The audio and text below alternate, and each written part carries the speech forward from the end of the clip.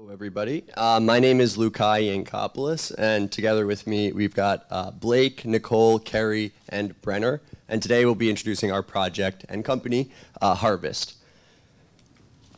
So, to give you some context, the United States healthcare industry spends $200 billion each year on medical devices and medical supplies. Recent reports show that 40% of that is flushed down the toilet every single year due to supply chain inefficiencies and manual human errors. That means we've got an $80 billion problem on our hands, and that problem stems from shortcomings including a lack of supply chain network development and disconnected information technology systems. These shortcomings have resulted in sort of close quarter problems for healthcare providers, including the forced reuse of medical devices and medical supplies without the compliance of regulatory sort of standards, including the National Institute for Occupational Safety and Health and the FDA. And this sort of reuse can extend for long periods of times and even make healthcare providers and patients uncomfortable. And now I'll turn it over to Blake to discuss some more of those problems. Yeah, so as mentioned, a broken supply chain is largely responsible for the wasteful spending and inefficiencies seen today. So to address this, Luká founded a company called Grapevine, and they started their work as a supplier of medical equipment and devices to various healthcare organizations. And what they were able to do is strengthen that connection between different suppliers and increase that supply chain resiliency. But as they did that work, they realized that there wasn't really an efficient way to share information across the entire supply chain, and that was still lacking. So to address this, we, Harvest by Grapevine, come in to create the first front-end user role for hospitals with the ultimate goal of increasing that communication and connection between the hospital and the rest of the supply chain.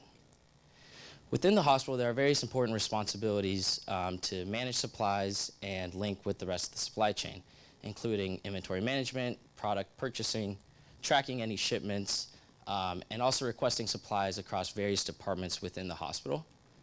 And what we noticed is that these links and divisions within the hospital were fragmented themselves because a unified solution just didn't exist. So our goal is to connect these links within the hospital so that ultimately the communication with the rest of the supply chain is more efficient.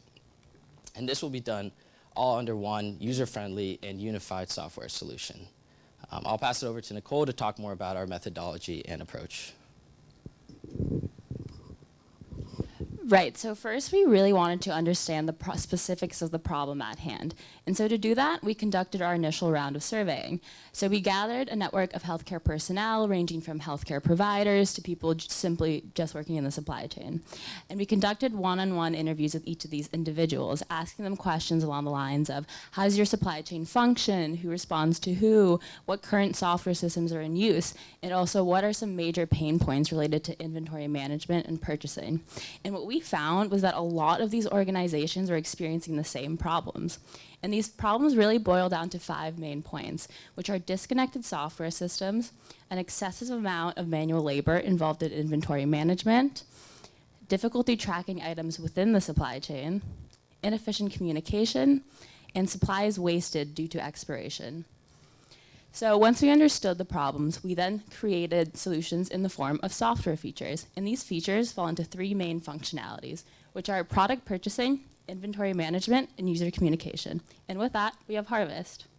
So just to give you a bit of a glimpse of what our software looks like, this is the newsfeed page where users can post internal updates to their department or to their entire organization. This is the roles and permissions page where organizations can create specific roles with varying permissions, meaning different roles can have access to different software features as needed. Users can also create networks with healthcare suppliers that they frequently work with. They can access profile pages to look at any important information that they might need, and they can also send direct messages to these suppliers as well. Finally, this is our marketplace where users can browse products, add products to carts, check out, and then eventually also manage any purchase orders. And with that, I'll pass it on to Kerry to discuss software validation. Now that we created our software system, we then wanted to validate it with a mass survey sent to our network of healthcare professionals. To do this, we modeled this survey after our needs specifications to ensure that we met all of the criteria that our stakeholders were interested in.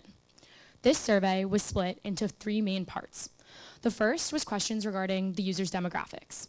The second was questions about specific software features, and the last was questions about the software in general. This survey was created on the Useberry platform, which allowed us to directly integrate our software prototype so that users could interact with it in the survey. The users were able to perform tasks with specific software features and then answer questions on those features. A list of the features can be seen on the left. These questions range from how easy to use is this software feature, would you prefer it over what you currently use, or how helpful would this be in your day-to-day life? Once we asked questions on these specific software features, we then moved on to our general questions. Our first was, would you be excited to continue using this software if your organization had provided it to you? Of our 18 survey respondents, we found that 83% of those said yes, they would be excited to continue using it. We then asked, would you recommend it to other colleagues in the healthcare space? The respondents were asked to rank this on a scale of 1 to 5, 1 being would highly not recommend and shown in a light gray, and 5 being would highly recommend as shown in a dark green. Our average answer was a 4.0 out of 5.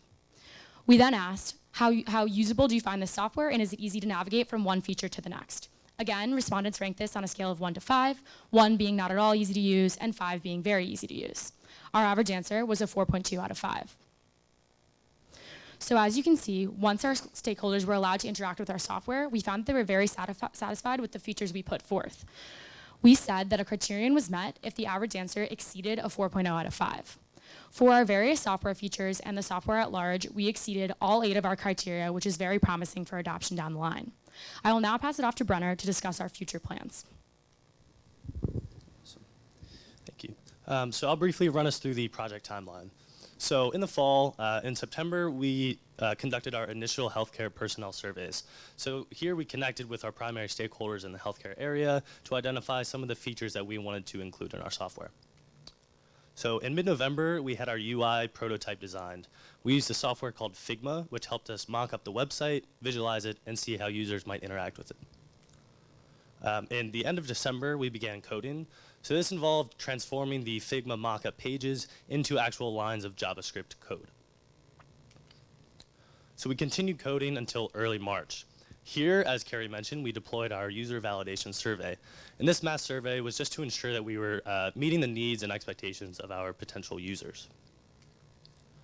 By the end of March, we had finished the bulk of our coding. And by mid-April, so within the next few days, our code will be fully optimized and we plan to launch into a live environment that users can truly interact with and use. So competition funding will allow Harvest to thrive.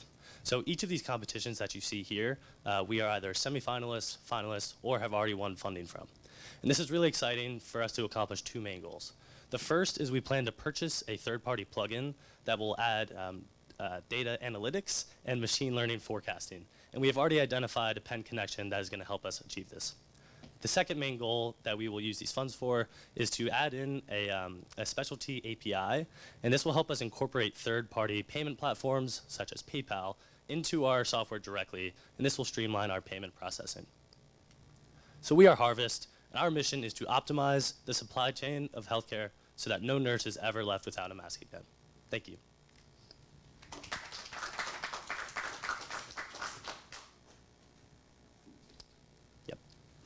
So for any large hospital system, they interact with probably hundreds of different vendors.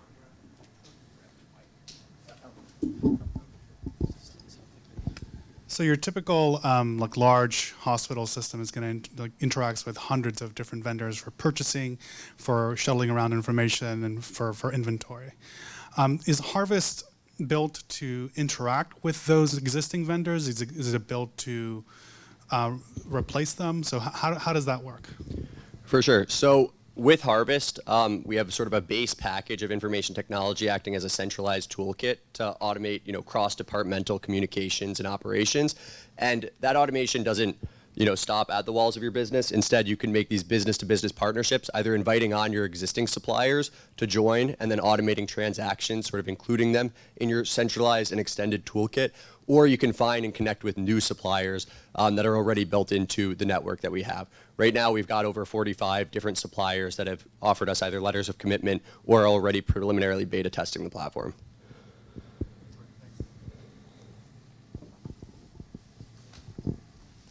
Great job, guys.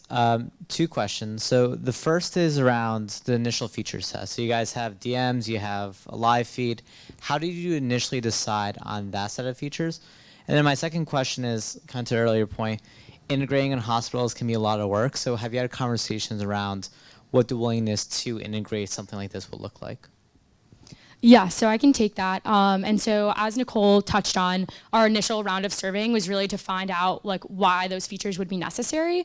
And then also to build off of that, as we said, we are building on Luká's work with Grapevine, and Grapevine had really like emphasized the idea of making this social network type communication so that it is easier to communicate with all of your partners. So the DMs were kind of like a rollover, and then as Nicole mentioned, with like those like the 5 main pain points that all of our users were experiencing, we then built features off of that. And then in terms of actually adapting it, this also came from, again, like our healthcare network that we've been interacting with over these past, 6 months or so. But we spoke to various people that said, like obviously it would start as like a small scale testing and then move it into the bigger hospitals as they found that adoption was working. So there's definitely interest there. And I'll add to your second question a little bit.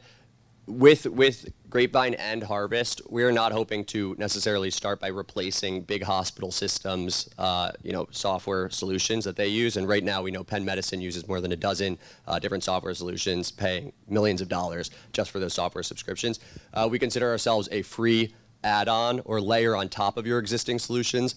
Trial it out for free, and you only start paying, to actually use the platform when you start transacting. So inviting your partners and transacting with your suppliers. So it's free to use, layer it on top, try it out as a way to source either new suppliers, verified suppliers, or connect with your existing ones and automate processes further. And if you, like it, you ultimately end up paying through transactions.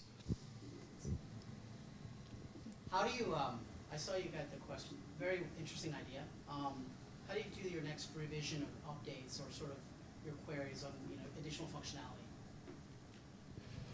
So based on the sort of problems that have been identified, we actually initially drafted up a list of probably 24, feature sets. We narrowed it down to 3 that were represented in our PowerPoint and presentation today. We've got a backlog of, that means like 21, right? Different features that we're really excited to use. From a design perspective, a lot of these are already mocked up. So I think one of our next steps would be pumping it into that same UseBerry survey system and letting the users decide which features of the 21 things we've mocked up do they sort of want us to develop next. Hi, good presentation, guys. I was wondering, and remind me if I missed this, I'm sorry, how many people did you survey, both at the beginning and end, and who were they relative to you guys? Yeah, so the first set that kind of stuck with us for most of the most of our journey here were about 10 people, and they were various users within some were doctors, some were supply chain management people, some were nurses on the floor. So they kind of had a varying positions, and we were able to kind of get at all angles of what they really needed and what would be the most helpful for them. And that's kind of where the user role permissions came from, because obviously a nurse needs something very different than a supply chain management person. So that was the beginning part. And then in our second round of surveying, that was 18 people. And so that basically included the people we surveyed at the beginning, as well as offshoots from there. We were able to find contacts within Penn Medicine and other organizations that were willing to either take it themselves or send it out to other people they knew who it might be applicable to. Okay, just a quick follow-up on that. I was wondering what you considered the sampling bias might be, and that some of these relationships are at Penn, people that are directly connected to your project, and how that might affect the responses on the... Yeah, no, definitely, and we definitely thought about that, because there are some people that are connected to Penn. I know we also reached out to people that were from I personally reached out to connections that I haven't interacted with in probably 2 to 3 years, and so we weren't as connected as we were before. And then we also went out to mutual friends, people in their circles. So we were hoping that would remove some of the sampling bias, and we also obviously know that it is a factor in our survey data, but it's hard to get busy doctors to take surveys, so we kind of just had to go with the best we could get, and this is what we got. Thank you. Thank you. That's all the time we have for questions. Great. Thank you. Thank Thank you. you. Thank you.